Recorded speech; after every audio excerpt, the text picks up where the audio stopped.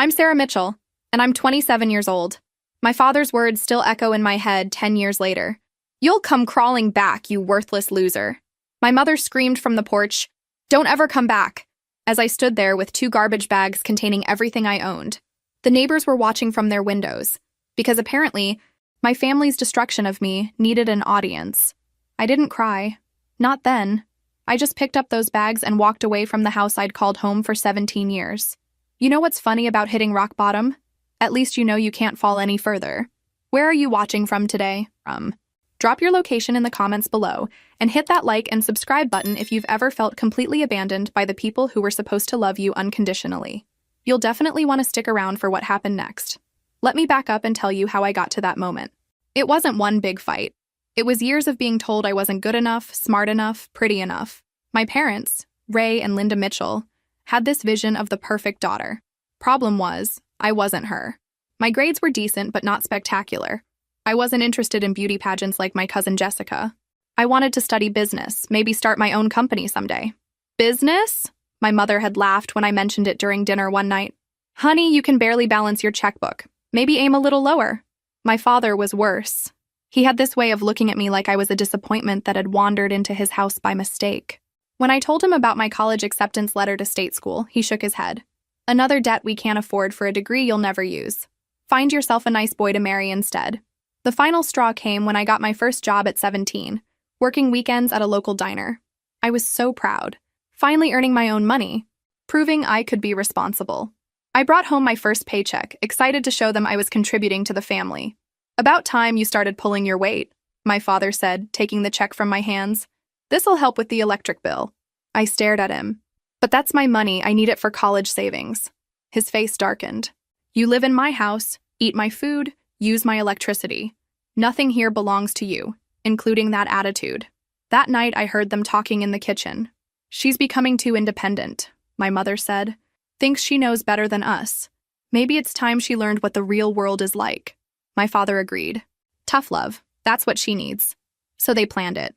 While I was at work the next day, they packed my belongings, what few things they considered mine, into garbage bags. When I came home expecting dinner and homework, I found my entire life sitting on the front steps. You think you're so grown up, my father said, crossing his arms. Time to prove it. You want independence? You got it. I remember looking at those bags, then at my parents' faces. Cold, determined, final. This is really happening? I asked. You'll come crawling back within a week, my father sneered. You worthless loser. But I didn't crawl back.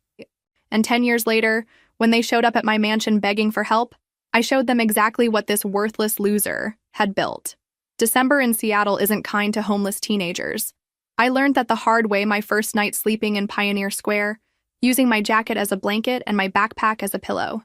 The rain soaked through everything, and I was pretty sure I was going to die of hypothermia before sunrise. You want to know what's humbling? Asking strangers if you can use their bathroom. Digging through your bag for quarters to buy a cup of coffee just so you can sit somewhere warm for 30 minutes. Watching families walk by and wondering if your parents are sleeping better now that their burden is gone. I'd like to tell you I had some brilliant survival plan, but honestly, I was winging it. The first few days were about basic needs. Where to sleep, where to get food, where to stay warm. I discovered the downtown library opened early and closed late.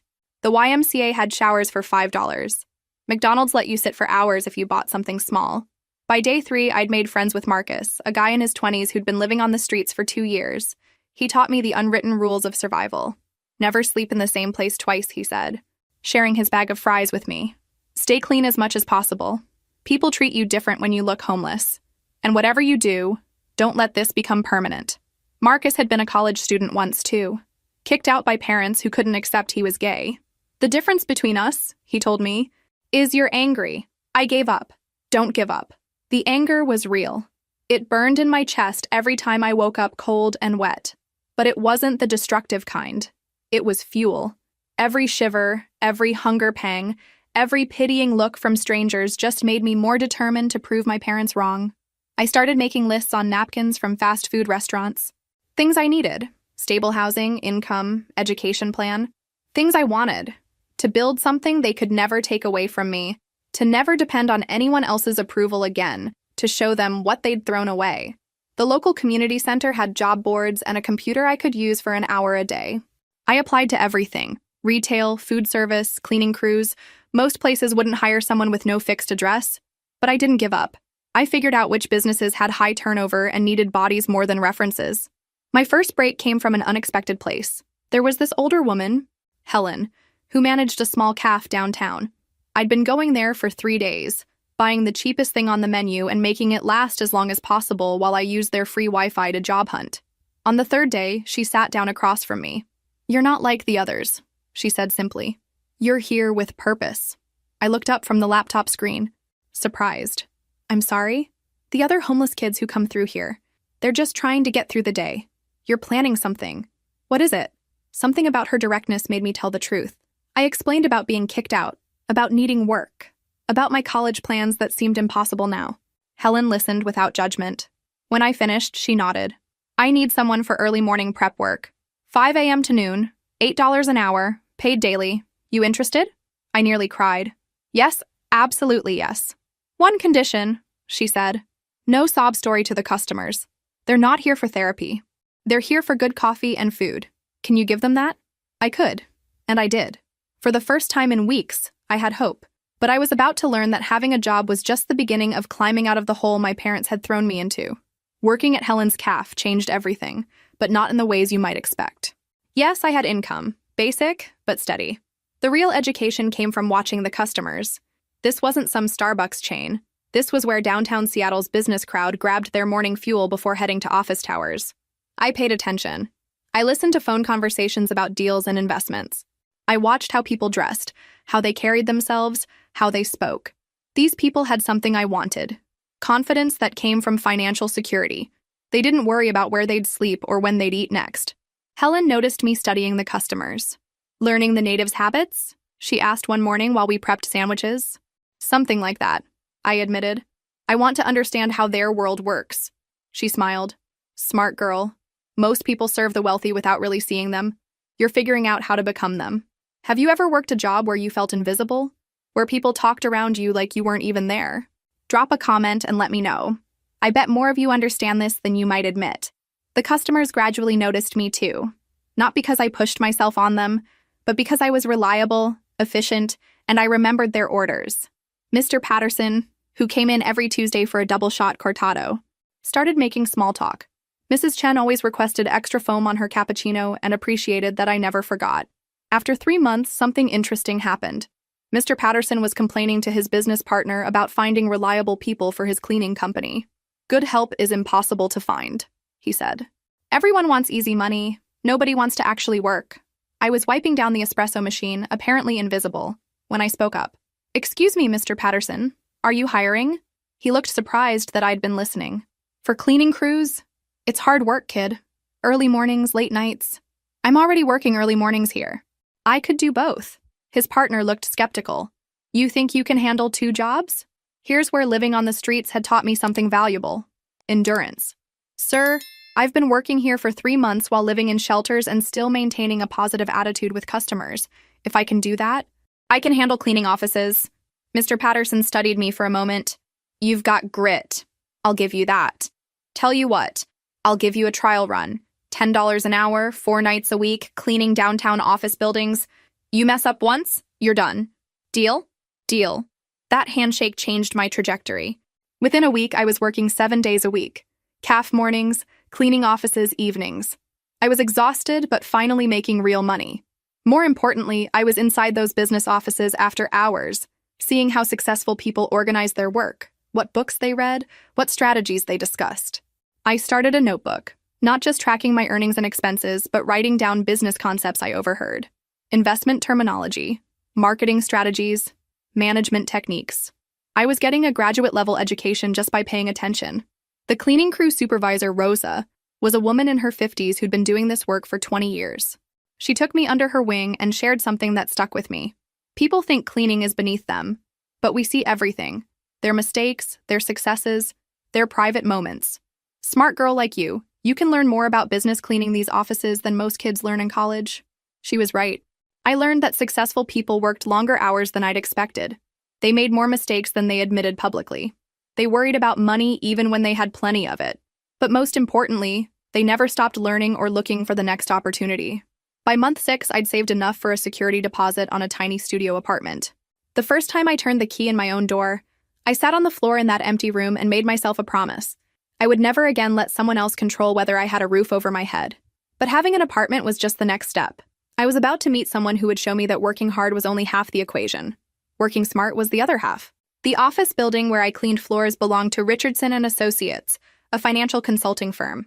Every night, I'd empty their trash cans and dust their desks, and every night, one light would still be on in the corner office. The nameplate read, James Richardson, CFA. Mr. Richardson was usually there until midnight, reviewing documents and making phone calls. At first, he barely noticed me. I was just part of the invisible cleaning crew. But after a few weeks, he started acknowledging me with a nod. Then came the polite, good evening, as I emptied his wastebasket.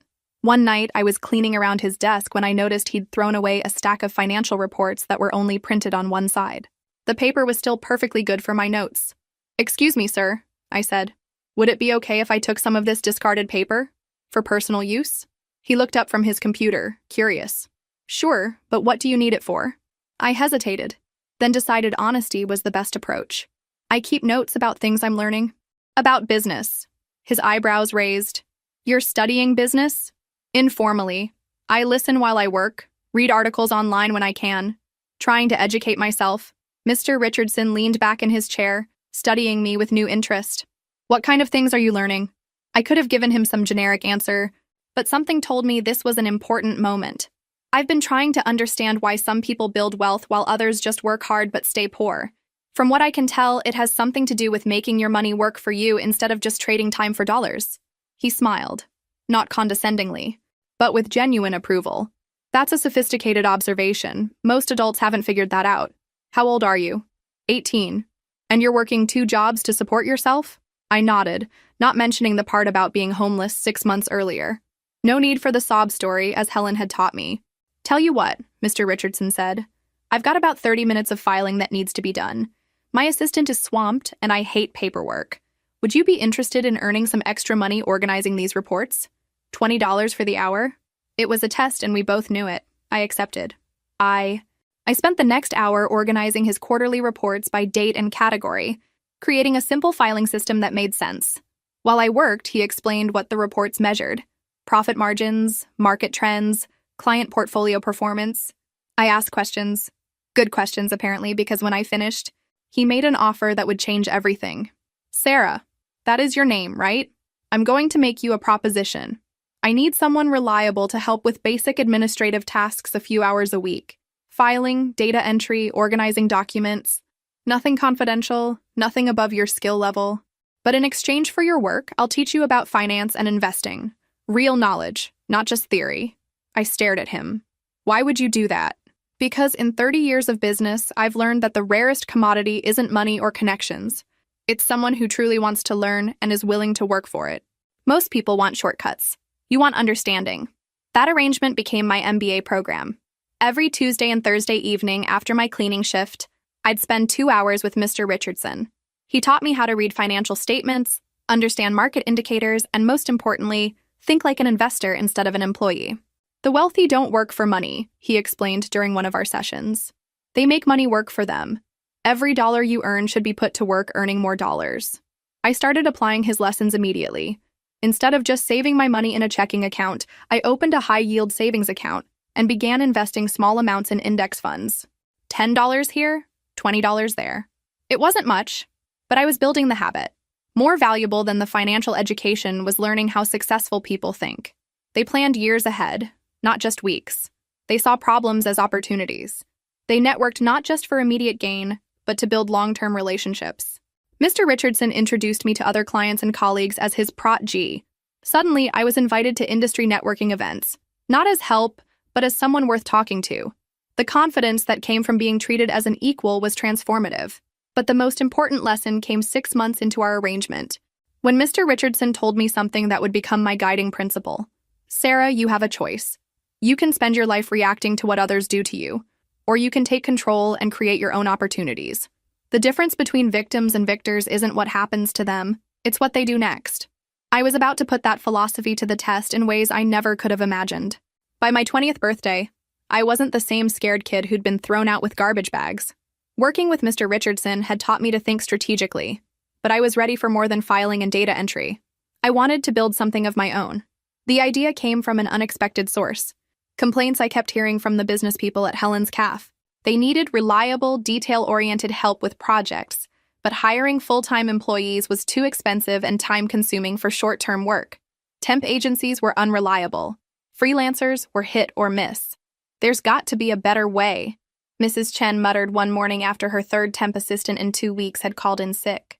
I just need someone competent who shows up when they say they will. That's when it clicked. I'd been doing exactly what these people needed for 3 years. Showing up, paying attention to details, learning quickly, and delivering quality work. What if I could build a business around that? I pitched the idea to Mr. Richardson during one of our Tuesday sessions. I want to start a consulting service for small businesses. Administrative support, project management, basic business operations, the stuff they need done but don't want to hire full-time employees to handle. He leaned forward, interested. Tell me more. I'd position it as premium temporary support. Not just another temp service, but skilled assistance for people who need someone who can think, not just follow orders, higher rates than typical temp work, but guaranteed reliability and quality. What would you call it? I'd been thinking about this. Mitchell Solutions. Simple, professional, memorable. Mr. Richardson smiled. I like it, but starting a business requires capital, insurance, business licenses. Are you prepared for those costs? This was where 3 years of disciplined saving and investing paid off. I'd managed to accumulate nearly $8,000, not wealthy by any means, but enough to launch a small service business if I was careful. More importantly, I had something many new business owners lacked: a ready network of potential clients. Helen's regular customers knew my work ethic. Mr. Richardson's colleagues had seen me handle complex tasks. I had references and potential clients before I even filed the paperwork. My first official client was Mrs. Chen, who needed help organizing a product launch for her import business. 50 hours at $25 per hour, more money than I'd ever made from a single project. I delivered everything on time and under budget, and she immediately recommended me to 2 other business owners. By the end of my first year, Mitchell Solutions was generating steady revenue. I'd moved to a better apartment, bought professional clothes, and even purchased a reliable used car. More importantly, I was building a reputation in Seattle's small business community as someone who could solve problems efficiently. The work was varied and challenging. One week, I'd be reorganizing a law firm's filing system. The next, I'd be helping a restaurant owner implement new inventory tracking. Each project taught me something new about different industries and business models. But the real breakthrough came during year 2, when I landed a contract with a mid-sized marketing firm that was expanding rapidly. They needed someone to standardize their operational procedures and train new employees on their systems. We've been growing so fast, everything's chaos, the owner, David Sterling, explained. We need someone who can come in, figure out what we're doing wrong, and create systems that actually work. It was exactly the kind of complex, high-value problem I'd been preparing for. I spent 3 months analyzing their operations, identifying inefficiencies, and designing new workflows. The project fee was $15,000. More than I'd made in my first 6 months combined. More importantly, David Sterling was impressed enough to recommend me to other growing businesses in his network. Word spread about the young woman who could walk into chaotic operations and create order. I reinvested most of my earnings back into the business. Better equipment, professional development courses, marketing materials. I was building something that could scale beyond just me trading time for money. By my 23rd birthday, I'd reached a milestone I never could have imagined at 17. I was financially independent, professionally respected, and completely in control of my own destiny. But success brought new challenges, and I was about to learn that building wealth was only the first step toward building the life I really wanted. 3 years into running Mitchell Solutions, I hit what business experts call an inflection point. I could either stay small and comfortable or take the risks necessary to build something significant. The decision was made for me when David Sterling called with an opportunity that would change everything. Sarah, I need to ask you something confidential, he said during our quarterly check-in meeting. How would you feel about a partnership opportunity? I set down my coffee, suddenly very focused. What kind of partnership? I'm launching a new division focused on operational consulting for mid-market companies, businesses too small for the big consulting firms but too complex for basic temp services. It's exactly what you've been doing, but scaled up with proper resources and support. He slid a proposal across the table. I want you to head the division. Not as an employee, but as an equity partner. You'd own 30% of this segment of the business. I stared at the documents, my mind racing. This wasn't just a job offer. It was an invitation to build something substantial. But it also meant giving up the independence I'd fought so hard to achieve. What would this look like day to day? I asked. You'd have a team of consultants working under you. Real office space, admin support, marketing budget. We'd target companies with 50 to 500 employees who need operational improvements but can't afford McKinsey's fees. The numbers were compelling. The potential client base was huge. The growth opportunity was exactly what I'd been looking for. But something held me back. David, I need to ask you something directly. Is this offer because you think I'm good at what I do? Or because you think having a young female partner would be good for marketing? He didn't look offended by the question, which was a good sign. Sarah, in the 3 years I've known you, I've watched you solve problems that stumped people with MBAs from Harvard. You see patterns others miss, you communicate complex ideas simply, and clients trust you completely. This offer is about talent, not demographics. I took the proposal home and spent 2 days analyzing it from every angle. Mr. Richardson, who'd become both mentor and friend, helped me evaluate the terms. The equity structure was fair. The growth projections were realistic. Most importantly, I'd maintain significant autonomy over my division's operations. The deciding factor came from an unexpected source. A conversation with Helen at the cafe where everything had started. I'd been stopping by regularly, partly out of loyalty and partly because her perspective on business was always practical and grounded. You know what I've learned in 40 years of running this place, she said while wiping down the counter. There's a difference between playing it safe and being smart about risk. Playing it safe keeps you where you are. Being smart about risk moves you forward. She looked at me directly. That scared kid who needed a job 5 years ago? She played it safe and worked hard. But the successful businesswoman you've become? She needs to take calculated risks to keep growing. I signed the partnership agreement the next week. Sterling Mitchell Consulting, yes, my name was literally on the building now, launched 6 months later with 3 employees and office space in downtown Seattle's financial district. Our first major client was a growing tech company that needed help scaling their operations as they expanded from a startup to a legitimate business. Within the first year, we generated over $200,000 in revenue and had a waiting list of potential clients. I'd gone from cleaning offices to owning one, from being invisible to having my expertise sought after by companies across the Pacific Northwest. The transformation was remarkable, but it came with a price I hadn't anticipated. Success made me visible in ways that attracted attention, including attention from people I'd hoped never to see again. One evening, as I was reviewing quarterly reports in my corner office, my assistant buzzed me. Sarah, there's someone here who says he knows you personally. Claims to be your father? My blood went cold. After 7 years of silence, Ray Mitchell had found me.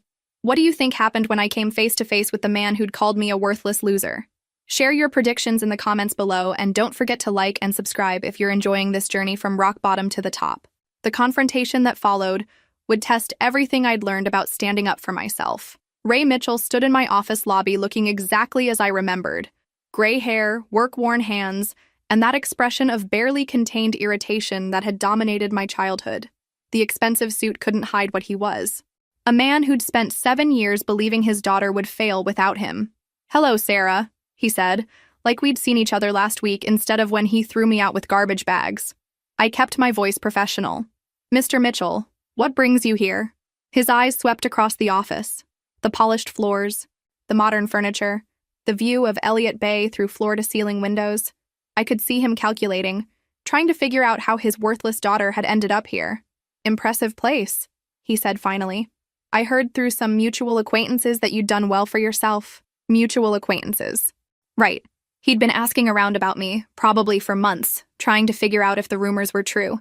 I gestured toward my office. Let's talk privately. As we walked through the hallway, I noticed him taking inventory of everything. The employee workspace, the conference room, the framed articles about Sterling Mitchell Consulting that had appeared in local business journals. His jaw tightened with each step. In my office, he settled into the chair across from my desk, looking uncomfortable in a way that gave me more satisfaction than it should have. So, he said, spreading his hands. Here we are. Here we are, I agreed, waiting. I'd learned from Mr. Richardson that in negotiations, the person who speaks first usually loses ground. Ray cleared his throat. I know things ended poorly between us. Maybe I was harsh, but you have to understand, we thought we were helping you become independent. I almost laughed. 7 years of silence, and this was his opening? By calling me worthless and putting my belongings in garbage bags? We were frustrated. You were so stubborn, so determined to waste money on college when you could have learned a trade, found a good man to settle down with. Like Mom did? The question hung between us. My mother had married young, never finished her education, spent her life dependent on a man who controlled every aspect of their finances. It wasn't the life I'd ever wanted, and deep down, they'd known it. Your mother is perfectly happy, he said defensively. Is she? Because from what I remember, she spent most of my childhood complaining about not having her own money or her own choices. Ray's face reddened. You always thought you were better than us. No, I said quietly. I thought I could be more than what you expected. There's a difference. What do you think will happen next? Will Sarah give her father a second chance? Or has she moved too far beyond forgiveness? Drop your predictions in the comments. I have a feeling you'll be surprised by what unfolds. He shifted in his chair, clearly uncomfortable with the direction of the conversation. Look, I didn't come here to relitigate the past. I came because I'm proud of what you've accomplished. Now I did laugh. A short, sharp sound that made him flinch. You're proud? 7 years of complete silence, and now you're proud? I know I should have reached out sooner. But I kept expecting you to come back, to call, I don't know, need us again. Need you for what, exactly? Support. Family. The things daughters are supposed to need from their parents. I leaned back in my chair, studying this man who'd shaped so much of my early life through his absence of faith in me. What is it you want, Ray? The formality of using his first name wasn't lost on either of us. He noticed immediately, his mouth tightening, but he pressed forward. I want us to be a family again. I want to make up for lost time. Maybe we could help each other. There it was. The real reason for his visit. Help each other how? He looked around my office again, and I could practically see the calculations running through his head. Well, you've clearly learned about business. And your mother and I, we're not getting any younger. Maybe there are opportunities for us to work together. Work together, I repeated flatly. You know, family business. Combining our experience with your success. We could expand what you're doing, bring in the kind of wisdom that only comes with age. I stared at him for a long moment, remembering that 17-year-old girl standing on the porch with everything she owned in 2 garbage bags. Remembering the nights sleeping in Pioneer Square. Remembering the determination that had driven me through every obstacle since then. Tell me something, Ray. In all these years, did you ever wonder if maybe you were wrong about me? He shifted uncomfortably. Wrong about what? Wrong about calling me worthless. Wrong about saying I'd come crawling back. Wrong about thinking I couldn't make it on my own. Sarah, you're being dramatic. We were trying to motivate you. By destroying my self-confidence and throwing me away like garbage? We never threw you away. We knew you'd figure it out eventually. The casual dismissal of what he'd put me through, the complete lack of accountability, crystallized everything I needed to know about whether this man had actually changed. Some people grow. Others just get older. Let me tell you what actually happened, I said, standing up and walking to the window. The view of downtown Seattle stretched out below us, the city where I'd built my life from nothing. You didn't motivate me. You didn't teach me independence. You nearly destroyed me. Ray started to protest, but I held up my hand. No, you wanted to talk, so let me talk. That first night, sleeping in Pioneer Square in December rain, I genuinely thought I might die of hypothermia. The first week, eating 1 meal a day because that's all I could afford, I lost 12 pounds and almost passed out at work multiple times. I turned back to face him. You want to know what motivated me? It wasn't your tough love. It was proving to myself that I was worth more than how you treated me. Sarah, I think you're exaggerating. Am I? I walked back to my desk and pulled out my phone. Would you like to see the photos I took during those first few months? The shelter bed I slept in? The food bank where I got groceries? The bruises from sleeping on concrete? His face went pale. You kept photos? I kept everything. Every receipt, every diary entry, every moment of pain you caused. Not because I'm bitter, but because I never wanted to forget what I was capable of surviving. I sat back down, watching him process this information.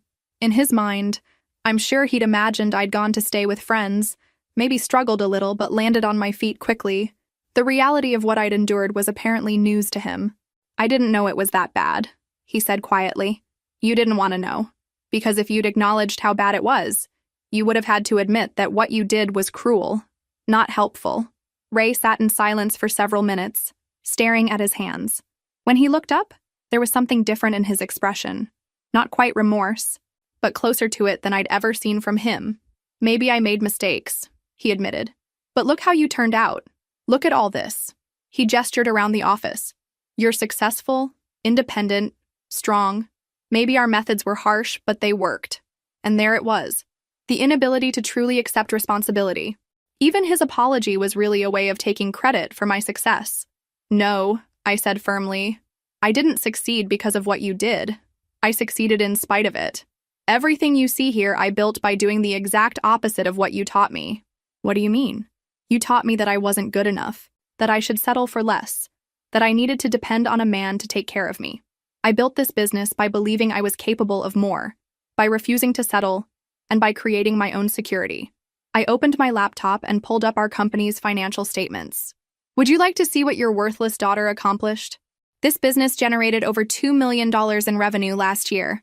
I personally earned more money than you've probably made in the last 5 years combined. His eyes widened as he looked at the numbers. 2 million? That's just the beginning. We're projecting 30% growth this year. And I'm considering expansion to Portland and Vancouver. By the time I'm 35, I'll likely be worth more than everyone in our extended family put together. Ray stared at the screen, and I could see the wheels turning. This wasn't just about reconnecting with his daughter anymore. This was about money, opportunity, and probably more than a little envy. Sarah, I know I hurt you. I know I made mistakes. But we're family. That has to count for something. Family, I repeated. You mean the people who are supposed to love you unconditionally? Who support your dreams? Who celebrate your successes? Yes. Then tell me. Ray, where were you when I won my first major client contract? When I was featured in Seattle Business Monthly? When I bought my first house? He couldn't answer, because we both knew where he'd been. Nowhere. Silent. Probably hoping I'd fail so he could feel justified in his treatment of me. I'll tell you where you were, I continued.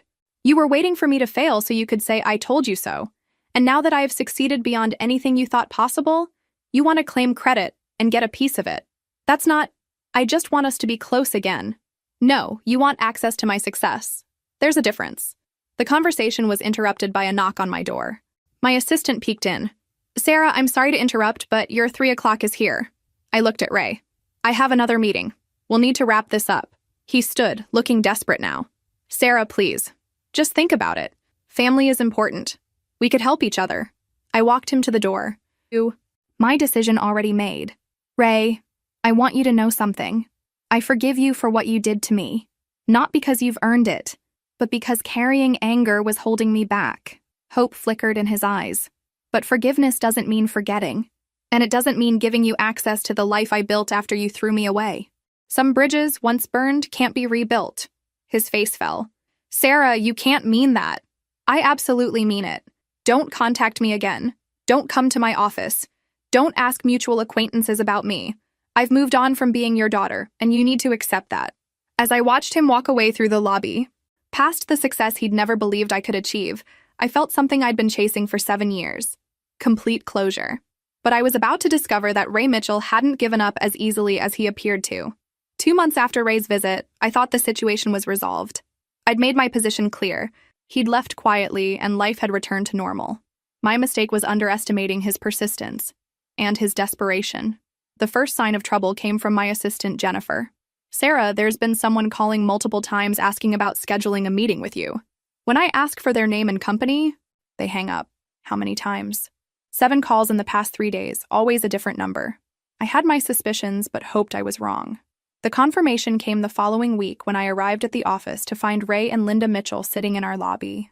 My mother looked older than I remembered, grayer and more worn down, but her expression was the same mixture of disappointment and barely concealed resentment I recalled from childhood. We need to talk, Ray said as soon as he saw me. Jennifer looked apologetic. They said they were family and that it was urgent. I wasn't sure. It's fine. Jennifer, please hold my calls. I led them to the conference room, choosing neutral territory instead of my personal office. Linda spoke first, her voice carrying that familiar tone of martyred suffering. Sarah, your father told me about your conversation. I think there's been a misunderstanding. What kind of misunderstanding? About what happened when you were younger. About our intentions. I sat down across from them, noting how they'd positioned themselves as a united front. My intentions were never unclear. You threw me out with garbage bags and called me worthless. Linda's face pinched. We were trying to teach you responsibility. We thought a little hardship would help you appreciate what you had. A little hardship? I kept my voice level, though inside I was 17 again, cold and scared and hungry. Did you know I slept outside for 2 weeks because shelters were full? Did you know I went 3 days without eating because I spent my last money on a shower at the YMCA so I could look presentable for job interviews? My mother's facade cracked slightly. We didn't know. You didn't want to know. Just like Ray, you convinced yourselves that I'd be fine, that someone else would take care of me, that I'd learn some valuable lesson and come running back grateful. Ray leaned forward. But look at how it turned out. Look at what you accomplished. Stop trying to take credit for my success. I succeeded despite abandoning me, not because of it. Linda changed tactics, reaching into her purse and pulling out a tissue. Sarah, we're getting older. We made mistakes, yes, but we're family. We're your parents. Doesn't that mean anything to you? Here it was. The emotional manipulation that had controlled me throughout childhood. The guilt trips, the appeals to obligation, the implication that I was selfish for having boundaries. It means something, I said carefully. It means I learned valuable lessons about how not to treat people you're supposed to love unconditionally. Ray's patience snapped. Unconditionally? Sarah? Love has conditions. Parents have expectations. You were headed down the wrong path, and we corrected course. By throwing me away? By forcing you to grow up. The mask was off now. No more pretense about missing me or wanting to reconnect. This was about control, about being right, about justifying their actions instead of taking responsibility for them. Linda tried to play peacemaker. Ray, calm down. Sarah, we're not here to fight. We're here because we need help. And there it was. The real reason for their visit. What kind of help? Ray and Linda exchanged glances. We're having some financial difficulties, Linda said quietly. The house needs major repairs. Ray's back problems mean he can't work construction anymore. We're behind on some bills. And you thought your daughter, the one you threw out for being worthless, might bail you out? You're successful now, Ray said. What would $20,000 or $30,000 mean to someone like you? I stared at them, amazed by their audacity. You want me to give you money? We're not asking for charity, Linda said quickly. We could pay you back, maybe work out some kind of arrangement. What kind of arrangement? Ray perked up, sensing an opening. Well, like I mentioned before, we could bring our experience to your business. Help you expand. Family businesses are more successful because there's built-in trust and loyalty. I almost laughed at the irony. Built-in trust and loyalty? From the people who abandoned their daughter without a second thought? We've apologized for that, Linda said. No, you haven't. You've made excuses. You've tried to justify it. You've attempted to take credit for my success. But you've never actually acknowledged that what you did was wrong and apologized without conditions. The room fell silent. This was their opportunity to actually take accountability, to offer a genuine apology that might form the basis for some kind of limited relationship moving forward. Ray broke the silence. Fine. I'm sorry we kicked you out. I'm sorry it was harder than we expected. Are you happy now? Will you help us? Even his apology was resentful, transactional. He was sorry it hadn't worked out the way he'd planned, not sorry for the cruelty of his actions. I stood up. This meeting is over. Sarah, wait, Linda pleaded. We're desperate. If you don't help us, we might lose the house. The same house you threw me out of? Please, we're family. I looked at these two people who'd given me life but never really loved me unconditionally, who'd shaped my character through their absence of support rather than their presence, who were now asking me to save them from consequences they'd created. You're absolutely right, I said. We are family. And I'm going to treat you exactly the way family treated me when I was desperate and needed help. The look of hope that crossed their faces was almost painful to watch. They thought they'd finally broken through. That family obligation would override everything they'd put me through. They'd miscalculated badly. I'm going to give you exactly what you gave me, I continued. Nothing. Ray's face darkened. Sarah, that's cold. Even for you. Cold? I learned from the best. I walked to the conference room door. Jennifer, please escort my visitors out. Linda started crying. Not genuine tears of remorse, but the manipulative tears I remembered from childhood when she didn't get her way. Sarah, please. You don't understand what we're going through. I understand perfectly. You're experiencing consequences. It's a new feeling for you, but not for me. Ray stood up, his fists clenched. You ungrateful little... Careful, I warned, my voice deadly calm. You're in my building now, surrounded by my employees and security cameras. Choose your words very carefully. He caught himself, but the mask had slipped completely. The loving father act was gone, replaced by the angry, controlling man who dominated my childhood. Jennifer appeared in the doorway with building security. Everything okay, Sarah? Yes. Mr. and Mrs. Mitchell were just leaving, permanently. As security escorted them toward the elevators, Linda called back, "You'll regret this, Sarah. Family is all you have in the end." I watched the elevator doors close, then returned to my office and did something I rarely allowed myself during business hours. I poured a glass of the expensive whiskey I kept for client celebrations and sat quietly processing what had just happened. 7 years. 7 years of building a life, of healing from their rejection, of proving my worth to myself and the world. And they'd waltzed back in expecting immediate access to the success they'd never believed I could achieve. But I was about to learn that Ray and Linda Mitchell had one more play to make. The call came from my attorney, Marcus Webb, 2 weeks later. "Sarah, I need to see you immediately. We have a problem." An hour later, I was sitting in his downtown office staring at documents I couldn't quite believe were real. "They're suing you?" I asked, reading the complaint for the third time. "For elder abuse, emotional distress, and alienation of affection," Marcus confirmed. "They're claiming that you've deliberately isolated them from their daughter and are causing them mental anguish by refusing to provide support they're entitled to as your parents." I set the papers down. Can they do this? Anyone can file a lawsuit. The question is whether they can win. Their claim is weak legally. Parents don't have a right to financial support from successful adult children, especially when they voluntarily severed the relationship. Then why are you concerned? Marcus leaned forward. Because they're not trying to win in court. They're trying to win in the court of public opinion. Look at this. He handed me a local newspaper with the headline, "Successful Businesswoman Abandons Elderly Parents." The article painted a picture of Ray and Linda as loving parents who'd made mistakes, but now faced poverty while their wealthy daughter lived in luxury, refusing to help. They've given interviews to 3 local news stations. Marcus continued. The story is framing you as the villain, the cold, successful daughter who turned her back on family. I felt sick.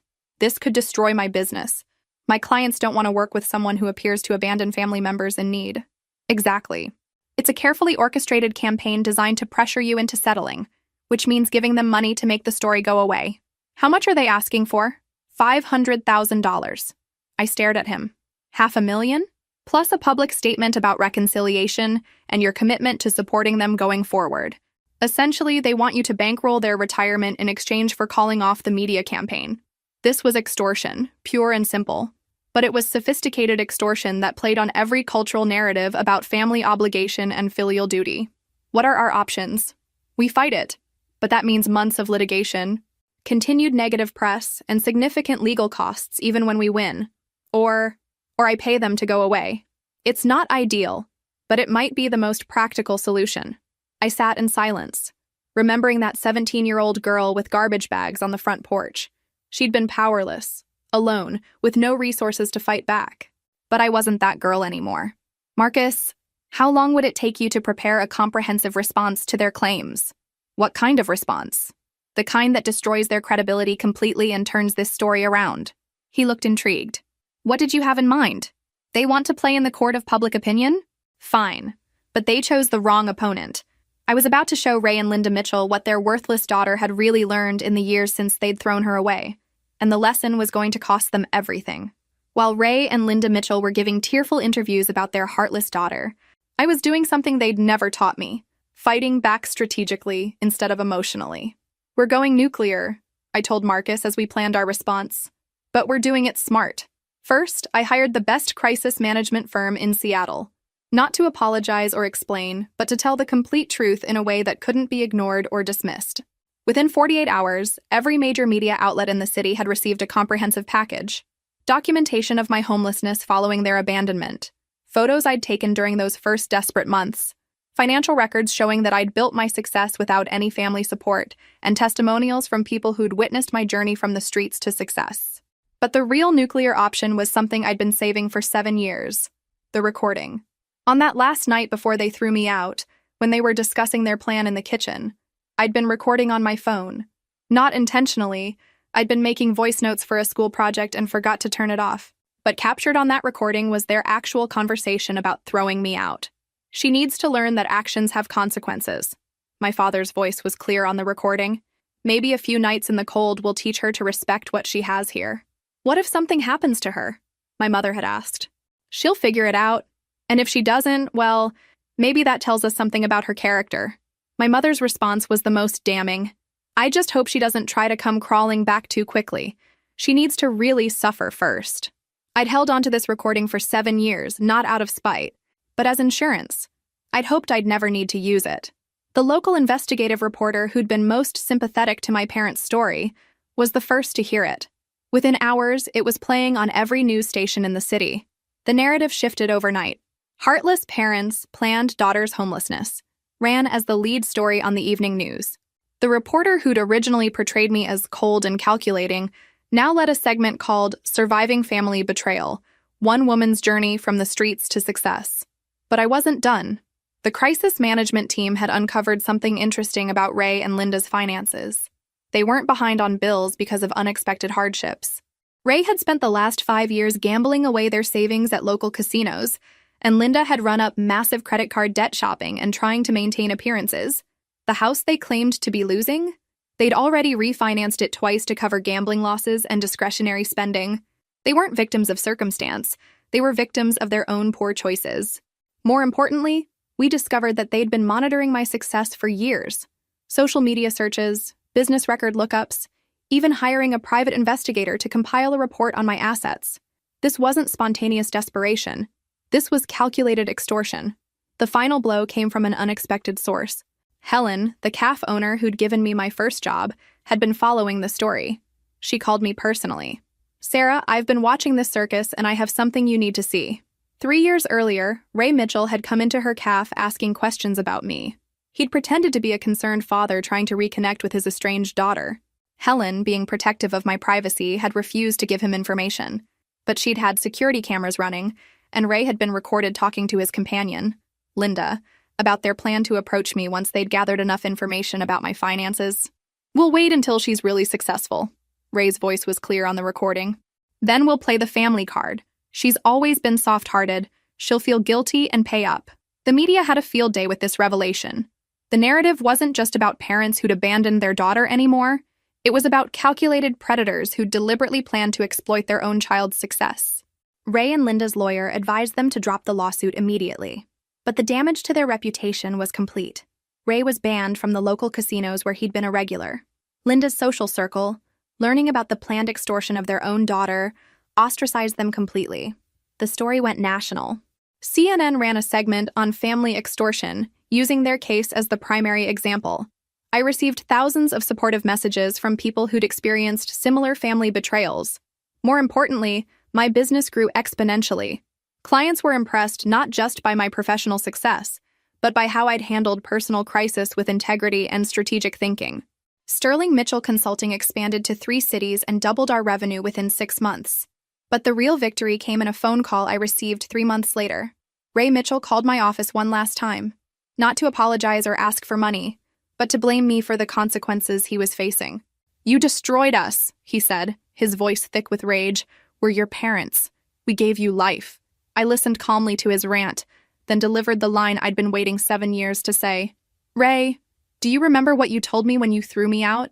You said I'd come crawling back, that I was worthless, that I'd never amount to anything. Sarah, you were wrong about all of it. I didn't come crawling back. I built something you could never have imagined. And the only worthless people in this story are the ones who threw away their daughter, and then tried to cash in on her success." I paused, savoring the moment. "I want you to know something. Every day for the rest of your life, when you wake up facing the consequences of your choices, I want you to remember that your worthless daughter is living the life you never believed she could achieve, and you'll never be part of it." I hung up and blocked their number permanently. 5 years have passed since that final conversation with Ray Mitchell. I'm 32 now, and Sterling Mitchell Consulting has become one of the most respected business consulting firms in the Pacific Northwest. We employ 43 people, have offices in 4 cities, and last year we crossed the $10 million revenue mark. But the real measure of success isn't in the numbers. It's in the life I've built completely on my own terms. I'm engaged to David Chen, a fellow entrepreneur who runs a sustainable technology company. We met at a business conference, not through family connections or social obligations, but because we were both speakers sharing expertise we'd earned through our own efforts. He knows my story and respects the boundaries I've established with my biological family.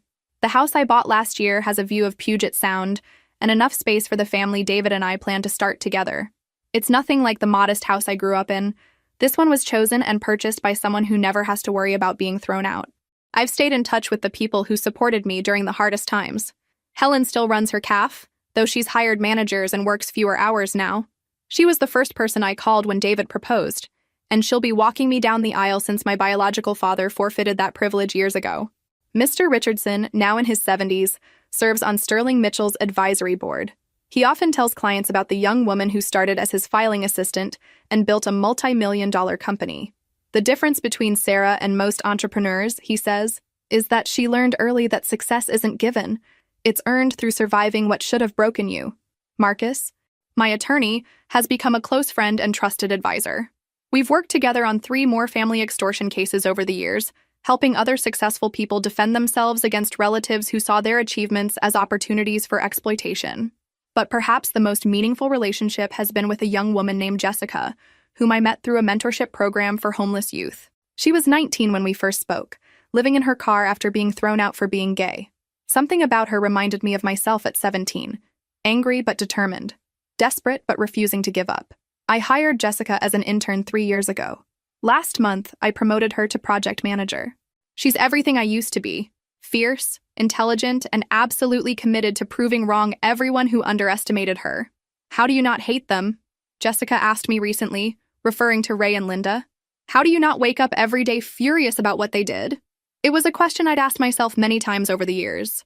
I used to, I told her honestly, but I realized that carrying hatred was like letting them live rent-free in my head. The best revenge wasn't destroying them. It was building something so successful that their absence from my life was obviously their loss, not mine. I still think about that 17-year-old girl sometimes, standing on the porch with garbage bags containing everything she owned. If I could go back and tell her something, it would be this: the people who abandoned you did you a favor. They forced you to discover strength you didn't know you had. They taught you to value yourself when no one else would. They showed you that the only person you can truly depend on is yourself. And that's enough. Ray and Linda Mitchell live in a small apartment now. Their house lost to foreclosure. Their relationship with their extended family permanently damaged by their attempted extortion. I hear updates occasionally through mutual acquaintances, not because I seek the information, but because their downward spiral has become local gossip. I feel no satisfaction in their struggles, but I feel no obligation to rescue them either. They made choices, just as I did. The difference is that my choices were about building something positive, while theirs were about tearing someone else down for their own benefit. The lawsuit they filed was dismissed with prejudice, meaning they can never file similar claims again. Their credibility was so thoroughly destroyed that no attorney will take their case on contingency, and they can't afford to pay legal fees up front. But the real justice isn't in their failure. It's in my success. Last month, I was invited to speak at a conference about family estrangement and business success. The audience was filled with entrepreneurs who'd overcome difficult family relationships to build their own achievements. The hardest lesson I learned, I told them, was that family isn't just about biology. Real family consists of people who celebrate your successes, support your dreams, and love you unconditionally. Sometimes those people aren't related to you at all. After my speech, a woman approached me in tears. "I've been struggling with whether to cut contact with my toxic parents," she said. "Your story gave me permission to choose my own peace over their expectations." That conversation reminded me why I'd chosen to make my story public, despite the pain of reliving it. Every person who finds the courage to leave toxic relationships, every young adult who refuses to accept less than they deserve, every entrepreneur who builds success despite family opposition, they're all victories against the people who tried to diminish us.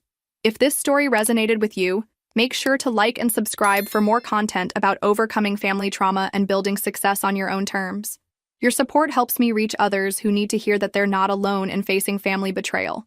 And remember, the best revenge against people who call you worthless is building a life so valuable that their opinion becomes irrelevant. Sometimes the family that throws you away does you the biggest favor of your life. They force you to discover that you're enough all by yourself. And that's a lesson worth more than their approval ever could have been.